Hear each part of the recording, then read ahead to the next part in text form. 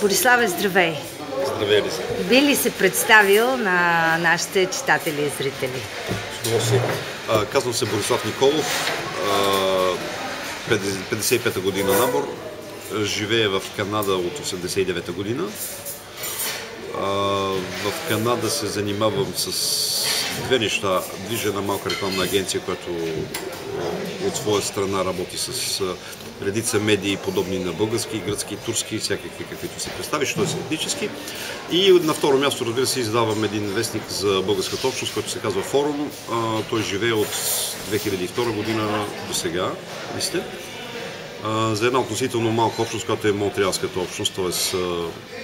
българите, които са в провинция Квебек, град Монреал, който е големия град на провинция Квебек. Колко българи има там горе-долу? Това е един интересен въпрос, който току-що разглеждах. Според статистиките на канадското правителство от 2006 година, българите там бяхме около 7500. Съобразно въпроса, който се задаваше, именно какъв е вашия етнически произход. 2011 година правителството реши да промени въпроса и да попита какъв именно език, на какъв език се говори у вас вкъщи. И съответно изчезнаха смесените бракове, семейства като нашето, в което с две деца, примерно, когато се съберем аз и жена ми, основният разговорен език става френския. И така неусетно останахме 3507, нещо, което мен ми поразява въображението, като си има на предвид, че издавам вестник Форум точно в 3500 бройки и че общото твърдение, че никой никъде не го е видял. Което за мен е една мистерия, освен ако се предположи, че имаме българин на 20 квадратни километра. Монтреал е просто една скоба да отворя. Монтреал е все пак доста голям град. Северна Америка, бидейки голямо място. Навсякъде има всякакви така интересни решения на правителствата. Но аз друго исках да те попитам. Да. Ти за пръв път ли си на медийната среща на българските медии в чужбина? В момента сме заключваме всъщност девета медийна среща. Единствената, която съм прескочил, беше миналогодишната. Изпратих на нея главната редакторка на вестник Форум, която е професионална журналистка. Тя се казва Калина Коцева, идва от списание Блясък. В Канада е от 2-3 години и отворих малко вратите при мене. Ти значи, че си присъствал на всички останали срещи. Абсолютно. Всички предишни срещи от самото начало съм присъствал. Остро съм коментирал, правил съм предложения, някои от които са смислени, повечето всъщност може би са били смислени на времето си. Основно всички медийни срещи се артикулираха, особено от самото начало, ако ще погледам обективно на нещата. Първо се артикулираха около едно запознанство на самите български медии в странството, тъй като ние не се познавахме ни други, не знаехме кой е. Евентуално само по страни да сме се знаели. Така че тази първа фаза тя премина всъщност много бързо, бих казал, още на първата медийна среща. Тогава се създаде Асоциация на българските медии в чужбина. Още тогава Би ли казал две думи за тази асоциация? Къде е ситуирана? Кой е нейният ръководен орган? Асоциацията е създадена със седалище България. Беше създадена по предложение и анонсиране на Максим Минчев. По мои спомени тогава, все пак говорим за 2005 година, 5 български журналисти, включая и самия Максим Минчев, бяха в членове адхок на тази организация. Знам по-настоящен, че колегата Максим Божилов, който издава вестник в Торонто, също е член на асоциацията. Не съм чул някой друг сериозно да е попълнил формулярите от тогава до сега. Ще направя една скоба, ще отворя една скоба. Още 2005 година казах, че по мое виждане Асоциация на българските медии в чужбина би трябвало да има седалище в чужбина. До толкова, доколкото ние действително сме медии за българите, живущи в чужбина. И такава беше моята първоначална логика. Сега как по-нататък ще се развие живота на тази асоциация е сложно да се каже, толкова доколкото тя се преплита с активността на сегашното ръководство на БТА. Как ще коментираш, какви са ти впечатленията от сегашната среща, която може би за пръв път се провежда в България? За да бъда точен, за трети път, преди това първата среща, учредителната среща беше в България 2005 година. После преди 4 години също така се случи да имаме среща в България. Показаха ни българското Черноморие, което беше абсолютно изумително разрушено от едни безсмислени постройки. Но да не се връщаме тогава, колкото до тази среща, тя е показателна за един феномен. Положението в България очевидно върви към постоянна деградация. До такава степен деградация, че хората считат за необходимо да ни поставят пред 4 български академици, които на своя ред да ни обяснят как те виждат положението, колко то е лошо и как евентуално най-накрая ще да излезе с едно виждане какво трябвало да бъде бъдещото развитие на България. Мен това лично много ме впечатлява, въпреки че не живея в България. Намирам, че една държава, в която се употребяват все още термини като период на прехода, например, такава държава се намирам за малко абсурдна. Не говоря за страната България, говоря за държавата. Струва ми се също, че неща, които е трябвало да бъдат направени 1989 година, когато аз напусках, не са били направени и че управлението на тази държава в момента в никакъв случай не отчита интересите първо на държавата и второ на живущите българи в нея, пък и извън нея, като приоритетни. По всяка вероятност бихме казали, че някои хора отчитат своите интереси като приоритетни, но в този монолог аз не бих навлязъл, тъй като не следя много близо българската действителност. А самата среща, нивото на срещата, полезността на срещата и смисъла на срещата, как би ги коментирал?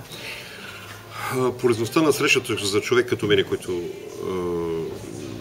познава вече предишните срещи, се свежда до утвърждаване на контакти с колегите, в никакъв случай не с българските институции, до толкова доколкото опита ме е научил, че няма отпор на българските институции към българските медии като гласоговорители.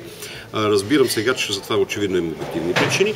От друга страна, все пак беше интересен най-последния панел върху туризма, където, може би под нашия общ натиск от моя страна и от страна на всичките други колеги, внезапно се оказа, че да, има много хубави неща за показване, но виждате ли, изобщо не сме готови да направим всичките тия неща и ако дадете щедри предложения, може би ще поискаме пари. Разбира се, няма нито един човек над 15 годишна възраст с всички нас, който да си въобразява, че това ще стане. Имаш ли впечатление от страната България извън срещата? Считаш ли, че страната наистина стои на едно и също място и не мърда? Аз имам един принцип, като се прибера в Канада, пък и където и да било друго, аз съм българин. Тук казвам, че съм канадец, тъй като намирам това за по-подходящо от много гледни точки.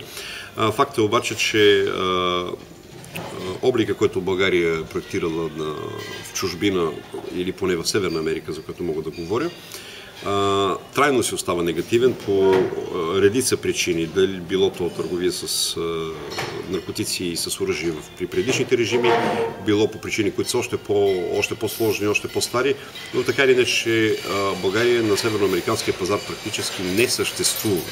В условие, че ние все пак сме една държава, която част от северноамериканския бизнес познава, бих казал, много маргинално.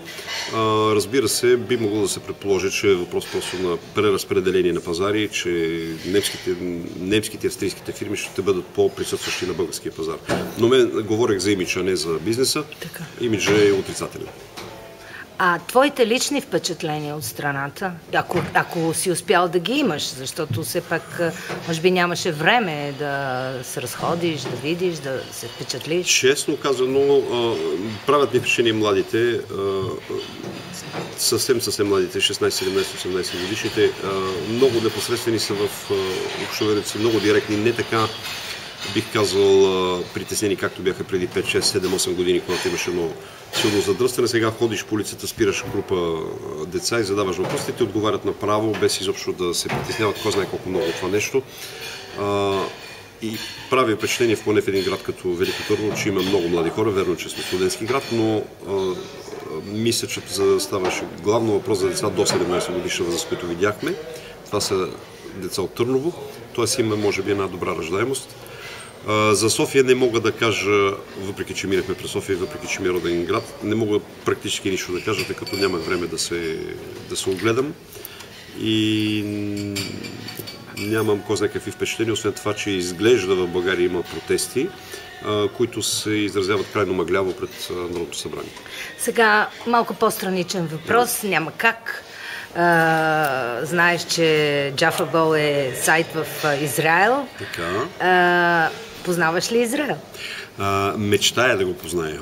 Познал съм го, ако ти кажа, че с колко много книги, които третират въпроса за за християнизма, за Христовия гроб, за цялата динамика между евреи, християни, католици и изобщо смесицата между религиите. И за мен това е, бих казал, един абсолютно смайващ въпрос, тъй като всички си даваме сметка, че живеем в една цивилизация, която може да избухне всеки един миг. Тя е седнала върху нещо крайно неустойчиво, разбира се, което е взаимоотношението между ислямските страни, положението на Израел такова каквото е и Запада, който, как да го кажа, гледа някъде в страни през цялото време, както винаги в такива случаи. Те, че за мен лично би било едно огромно удоволствие да дойде и да разгледам Израел.